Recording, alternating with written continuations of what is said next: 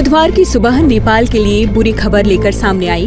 भीषण बाढ़ ने हिमालयी इलाके में खूब तबाही मचाई। पहाड़ों से उठे गुबार ने शहर कस्बा सब खत्म कर दिया।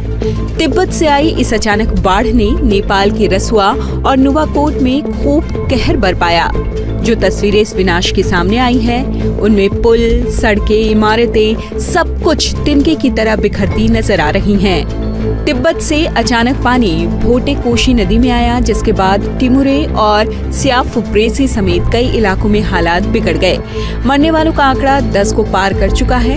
नेपाल टूरिज्म बोर्ड के मुताबिक नेपाल के रसुआ इलाके में अचानक आई बाढ़ के बाद लापता हुए 291 विदेशी नागरिकों में से कम 105 भारतीय पर्यटक हैं। इसके साथ ही नेपाल के भी 93 नागरिकों के लापता होने की बात कही जा रही है। नेपाल टूरिज्म बोर्ड ने बताया, बुधवार की सुबह करीब 8:30 बजे रसुआ की भोटे कोशी नदी में अचानक आई बाढ़ के बाद Nepal tourism board, tourist police और पर्यटन से जुड़े लोग उन पर्यटकों और यात्रियों का पता लगाने और उनकी सुरक्षा की स्थिति जानने की कोशिश कर रहे हैं जो प्रभावित इलाकों में थे।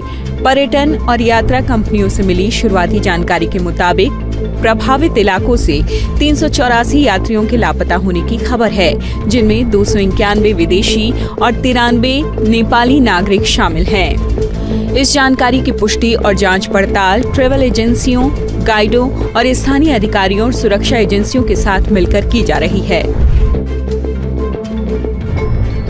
नेपाल में आई इस बाढ़ से भयंकर नुकसान हुआ है। भोटे कोशी नदी से आए फ्लैश फ्लड ने रसुआ जिले को अपनी चपेट में ले लिया।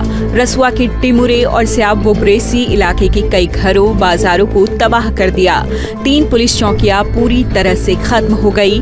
तेज बहाव में गाड़ियां और दूसरे सामान तिनके की तरह बह गए, जबकि पुल भी टूट गया। रसुआ में एक हाइड्रो पावर प्रोजेक्ट भी बह गया। रसुआ जिले में अब तक 10 लोगों की मौत की खबर है। आंकड़ा बढ़ भी सकता है।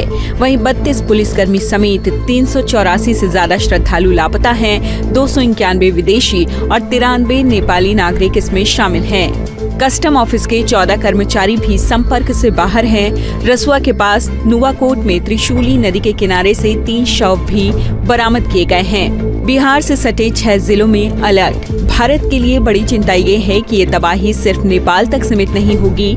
जिस नदी में पानी आगे बढ़ रहा है वो गंडक में मिलती है। जाहिर है गंडक का भी वाटर लेवल जबरदस्त बढ़ रहा है, जिसे देखते हुए पश्चिमी चंपारण, पूर्वी चंपारण, गोपालगंज, सारण, मुजफ्फरपुर और वैशाली में विशेष सतर्कता बरतने के निर्देश दिए गए हैं। इसके अलावा सीतामढ़ी, शिवहर और अन्य संवेदनशील जिलों में भी हालात पर नजर रखने को कहा गया है। सभी डीएम्स को नदी के वाटर लेवल्स, लो लेइंग एरियाज, पुल और अन्य संवेदनशील इलाकों की लगातार मॉनिटरिंग करने को कहा गया है। लोगों को वक्त पर अलर्ट करने के निर्देश दिए गए हैं। गंडक बैराज के सभी गेट और उससे जुड़े नहरों में पानी छोड़ने के निर्देश हैं।